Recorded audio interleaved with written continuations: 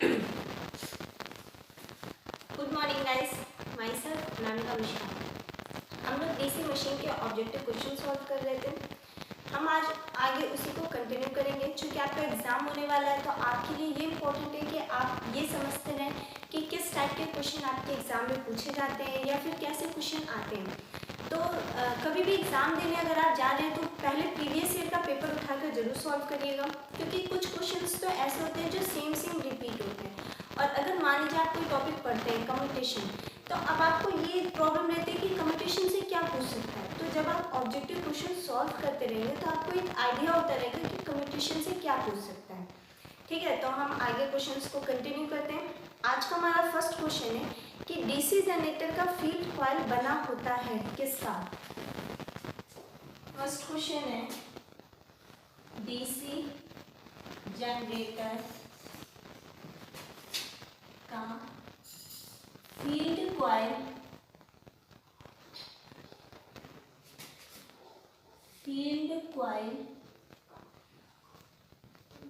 बना होता है। फील्ड कॉइल बना होता है। ऑप्शन ए है हमारे पास माइका, ऑप्शन बी है सिलिकॉन स्टील,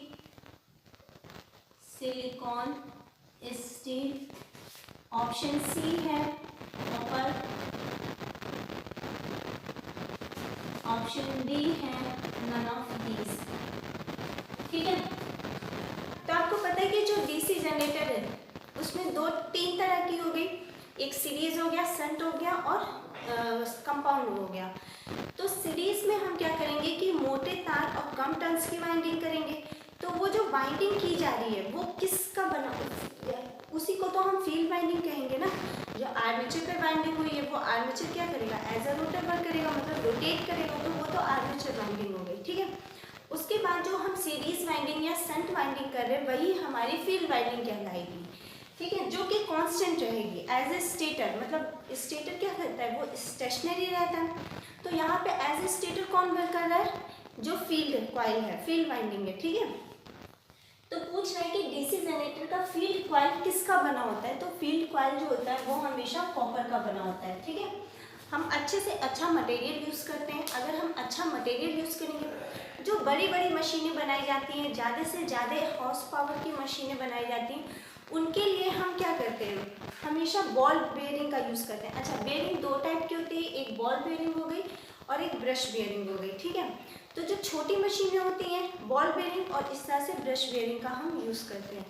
तो जितनी बड़ी मशीनें बनाई जाएंगी उतना ही अच्छा हम मटेरियल यूज़ करेंगे, जैसे सीआरजीओ भी यूज़ करते हैं। ठीक है, क्यों, क्योंकि हमें हिस्टेरेसिस लॉस को कम करना है। लॉसेस को कम करने के लिए हम क्या अच्छे से अच्छा मटेरियल का यूज़ करेंगे।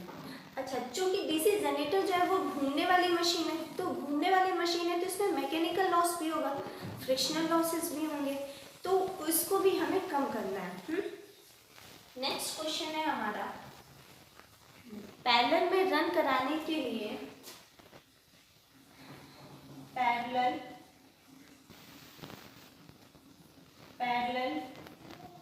अगर हमें कहीं पे ये जो घरों में ये जो बल्ब लाइट और जो भी चीज़ें जुड़ी होती हैं वो हमेशा पैरेलल में जुड़ी होती हैं। क्यों, क्योंकि हमें पैरेलल में एक समान वोल्टेज मिलता है और करंट का मान जो है वो भिन्न भिन्न मिलता है।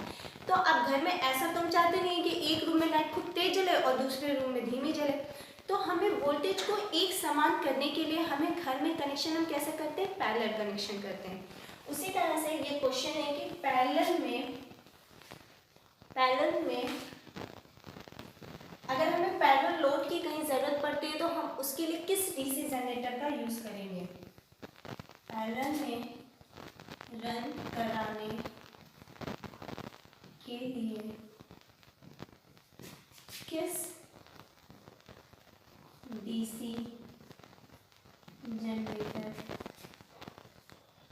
का प्रयोग करते हैं,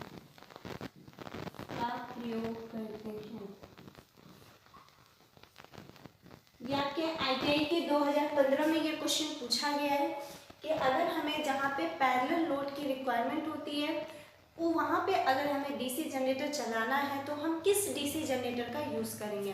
तो किसका यूज़ करेंगे? ऑप्शन ए है हमारे पास series generator, series generator. B है शंट जनरेटर। सी है कंपाउंड जनरेटर, कंपाउंड जनरेटर। और ऑप्शन डी है नन ऑफ दीज। ठीक है, तो आपको पता है जैसे कि नाम से ही पता चला है सीरीज, तो उसमें तो सीरीज ही वाइंडिंग होगी, मतलब आर्मेचर की सीरीज में हम फील्ड वाइंडिंग को कर देंगे, वही हमारी सीरीज वाइंडिंग हो जाएगी। तो इससे हमें कोई मतलब ही नहीं है। अब कंपाउंड जनरेटर है तो कंपाउंड में सीरीज भी वाइंडिंग करते हैं और शंट वाइंडिंग भी करते हैं, दोनों वाइंडिंग करते हैं, तो उससे भी हमें मतलब नहीं है। बचा हमारे पास शंट जनरेटर। शंट जनरेटर की वाइंडिंग कैसे होती है? मान लीजिए ये आर्मेचर है हमारे पास, ठीक है, यहाँ पर हमने पतले तार और अधिक टर्न्स की वाइंडिंग कर दी है, जिसको हम क्या कहेंगे? Shunt generator. ऐसे तो यहाँ से जो निकला वो क्या था? EGIA। यहाँ से जो निकला वो IA था, मतलब कि आर्मेचर करंट था। जो यहाँ पर आया वो ISH है, मतलब शंट की करंट है, और इसका कुछ रेजिस्टेंस भी होगा, मान लीजिए R रेजिस्टेंस है, तो ये RSH हो गया। अब जब यहाँ पर आया तो ये क्या था? IL हो गया, या IF भी हम लिख सकते हैं, है ना। तो ये क्या हुआ? लोड करंट हुआ। तो यहाँ आर्मेचर के पैरेलल में हमने शंट रेजिस्टेंस की वाइंडिंग की हुई है, इसी को हम फील्ड वाइंडिंग भी कहते हैं। इस वजह से अगर कहीं पे भी हमें पैरेलल नोड की ज़रूरत पड़ेगी तो वहाँ पे हम शंट जनरेटर का प्रयोग करेंगे। शंट जनरेटर का यूज़ बहुत है, जैसे बैटरी चार्जिंग हो गया, इलेक्ट्रोप्लेटिंग हो गया, रेलवे हो गया, इन सारे जगहों पे शंट जनरेटर का यूज़ किया जाता है।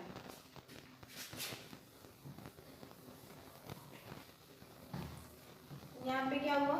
शंट जनरेटर, ठीक है।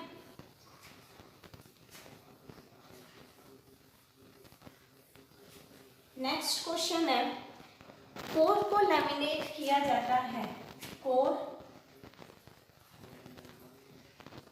को लैमिनेट, कोर को लैमिनेट किया जाता है, किया जाता है, ठीक है। जो कोर होता है उसको लैमिनेट किया जाता है, क्यों? ऑप्शन ए है हमारे पास hysteresis loss, hysteresis loss.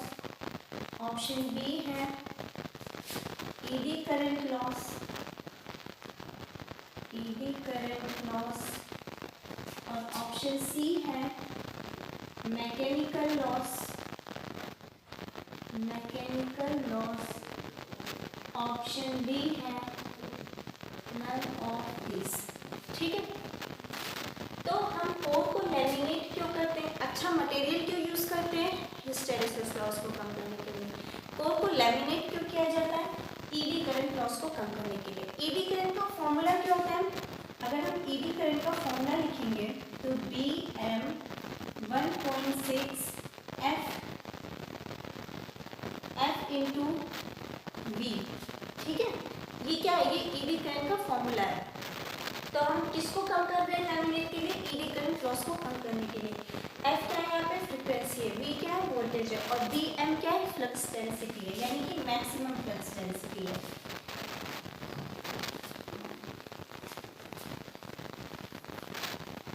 Next question है, पैरेलल वाइंडिंग किसे कहते हैं? नेक्स्ट क्वेश्चन है, पैरेलल वाइंडिंग, पैरेलल वाइंडिंग किसे कहते हैं? किसे कहते हैं? ऑप्शन है हमारे पास wave winding, wave winding. Option B है लैप वाइंडिंग। ऑप्शन सी है सैंडविच वाइंडिंग।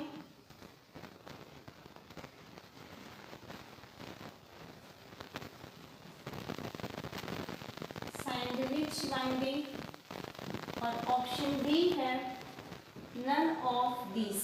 ठीक है, तो मैंने आपको बताया था कि डीसी मशीन में दो तरह की वाइंडिंग होती है। यहाँ पे देखिए, एक लैप हो गई और एक हो गई वेव वाइंडिंग। ठीक है, लैप वाइंडिंग मतलब कि A = P, मतलब जितने नंबर ऑफ पैरेलल पाथ हैं उतने ही नंबर ऑफ पोल भी होंगे। और वेव वाइंडिंग में क्या होगा, A = 2, मतलब कि हमें पोल से यहाँ पे कोई मतलब नहीं है, चाहे कितने भी पोल हो, यहाँ पे नंबर ऑफ पैरेलल पाथ कितने होंगे, 2 ही होंगे। इसको हम क्या कहते हैं, लो करंट हाई वोल्टेज वाइंडिंग। ठीक है, लो करंट हाई वोल्टेज वाइंडिंग, और इसको हम क्या कहते हैं, high voltage, high current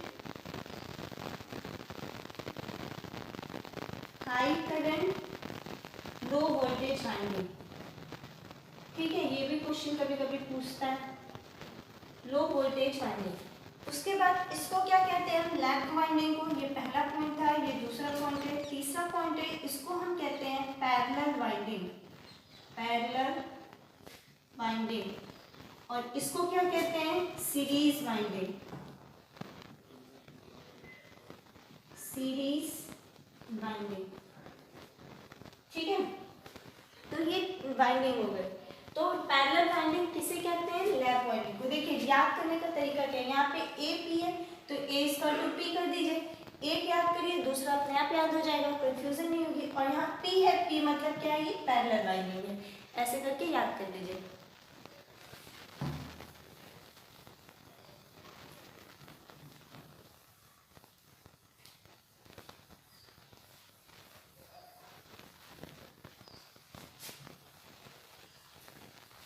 next question है, अगर B जो है वो फ्लक्स डेंसिटी है, L जो है वो लेंथ ऑफ कंडक्टर है, V वेलोसिटी ऑफ कंडक्टर है, तो EMF बताइए। देखिए, B is the flux density, B is the flux density,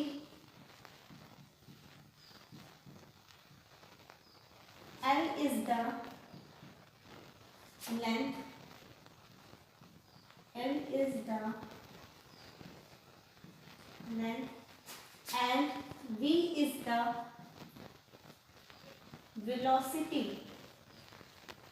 velocity of conductor, of conductor।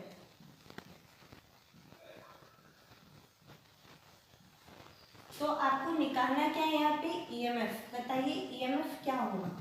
ठीक है, तो एक फॉर्मूला होता है जिसपे कि मशीन जो होगी वो रोटेट करेगी, मतलब EMF = BLV। B क्या है यहाँ पे, फ्लक्स डेंसिटी है, L क्या है यहाँ पे, लेंथ है, और V क्या है, वेलोसिटी है। इस फॉर्मूले पे आपसे क्वेश्चन भी पूछा जाएगा, साइन थीटा, न्यूमेरिकल भी इसी पे आते हैं। ठीक है, याद रखिएगा। अगर मान लीजिए क्वेश्चन में कह दिया जाए कि पैरेलल में यानी कि समांतर में, तो उस टाइम EMF कितनी हो जाएगी, 0 हो जाएगी। यहाँ पर हमें कोई मतलब नहीं रह जाएगा इस फॉर्मूले से। अगर ये फॉर्मूला ऐसे सिंपल में ये क्वेश्चन पूछ रहा है कि बताइए फॉर्मूला क्या होगा, तब तो BLV sin थीटा या BLV कह सकते हैं, जैसा ऑप्शन में दिया रहेगा। बट अगर कहीं पे भी क्वेश्चन में पैरेलल का यूज हुआ है या समांतर का यूज हुआ है, तो वहां पर अगर EMF पूछेगा तो आप कहेंगे कि 0 होगा ऑप्शन में। ठीक है, नेक्स्ट क्वेश्चन है,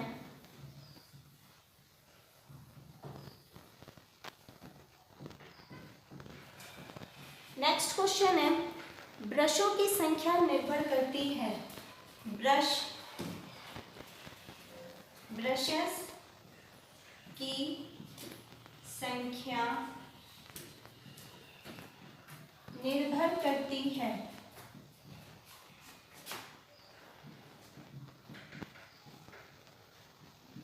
ब्रश की संख्या निर्भर करती है किस पे, मतलब हम 2 ब्रश यूज करेंगे, 4 ब्रश यूज करेंगे, किस बात पे। पहली बात कि ब्रश बना किसका होता है, कार्बन का बना होता है। ठीक है, हमेशा कार्बन और कॉपर में कंफ्यूजन होती है, ऑप्शन में भी देता है, लेकिन याद रखिएगा कि ब्रशेस हमेशा कार्बन का बना होता है 90% है। 10% ही ऐसा होता है कि हम ब्रश को कॉपर का बनाते हैं। ब्रशेस की संख्या निर्भर करती है। ऑप्शन ए है हमारे पास speed of armature,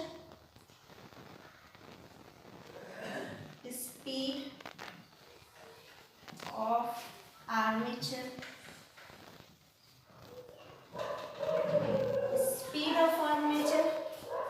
option B है types of winding, types of winding यानी वाइंडिंग के प्रकार पर, types of winding. Option C है वोल्टेज, वोल्टेज से तो हमें कोई मतलब, वोल्टेज से कोई मतलब नहीं है यहाँ पर, ठीक है। ऑप्शन डी है amount of current to be collected, amount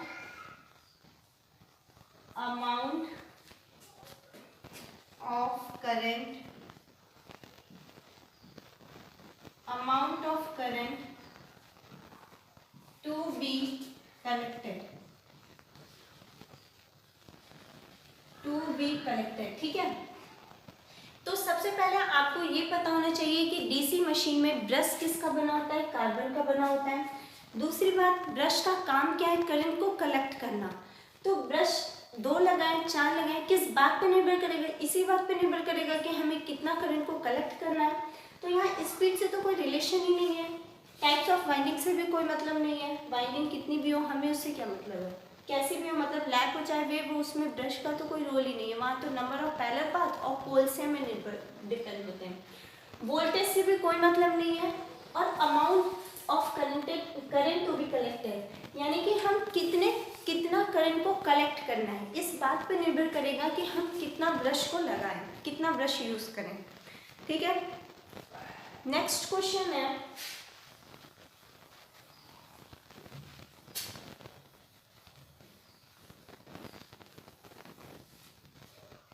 magnetic field in a DC generator is produced by, मतलब डीसी जनरेटर मैग्नेटिक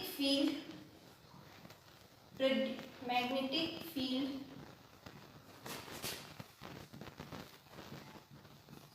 उत्पन्न करता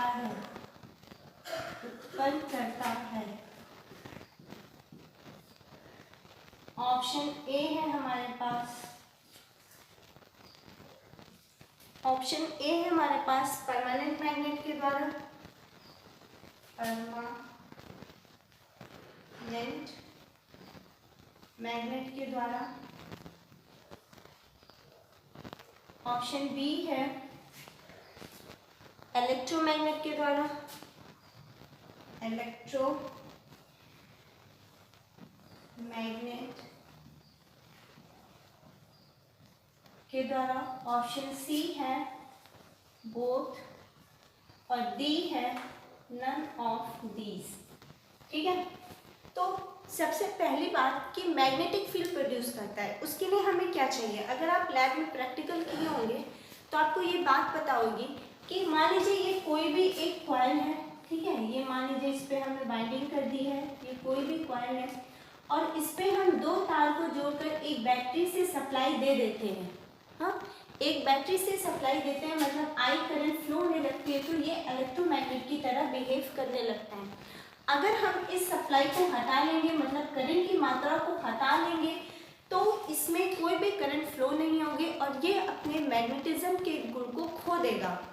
इसी को हम कहते हैं इलेक्ट्रोमैग्नेट, ठीक है। लेकिन जो परमानेंट मैग्नेट होता है, परमानेंट मैंने आपको बताया कि टाइप्स में 2 तरह के टाइप होते हैं, एक परमानेंट मैग्नेट जनरेटर भी होता है और एक सेपरेटली होता है, एक सेल्फ एक्साइटेड होता है, ठीक है। तो परमानेंट मैग्नेट जनरेटर को परमानेंट मैग्नेट से बनाया ही जाता है, जिसमें कोई भी रेजिडुअल मैग्नेटिज्म नहीं बचता है, ठीक है, कोई भी रेजिडुअल। और इसमें क्या होगा, इसमें थोड़ा सा चुंबकत्व का गुण रह जाएगा, खत्म होगा लेकिन थोड़ा सा रह जाएगा, मतलब इसमें रेजिडुअल मैग्नेटिज्म बच रहा है, इसीलिए इसे सेल्फ एक्साइटेड भी कहते हैं, है ना, तभी तो इसे सेल्फ एक्साइटेड कहते हैं। और सेपरेटली एक्साइटेड क्या हुआ, जिसमें रेजिडुअल मैग्नेट नहीं बचेगा, तो वहाँ पर हम बाहर से एक एक्सटर्नल मतलब बाहर से सोर्स लगा के देंगे, शाफ्ट को कनेक्ट करेंगे, हमें अलग से सोर्स की ज़रूरत पड़ेगी। परमानेंट मैग्नेट में परमानेंट मैग्नेट का ही बनाया जाएगा, वहाँ पे फ्लक्स जो होगा वो कांस्टेंट होगा। तो इस रीज़न से ये मैग्नेटिक फील्ड कौन उत्पन्न करे, किसके द्वारा हम उत्पन्न कर सकते हैं, इलेक्ट्रोमैग्नेट के द्वारा। इलेक्ट्रोमैग्नेट का यूज़ हम ज़्यादातर इसलिए करते हैं क्योंकि अगर हम सेल्फ एक्साइटेड हमें बनाना है, अगर बाहर से बार बार हमें सोर्स देना पड़े तो उसका कोई मतलब नहीं होता है। हमें उसको सेल्फ एक्साइटेड बनाना है तो हम इलेक्ट्रोमैग्नेट का ही यूज़ करेंगे। ठीक है, आज के लिए इतना ही। नेक्स्ट वीडियो में हम इसके आगे कंटिन्यू करेंगे। Thank you.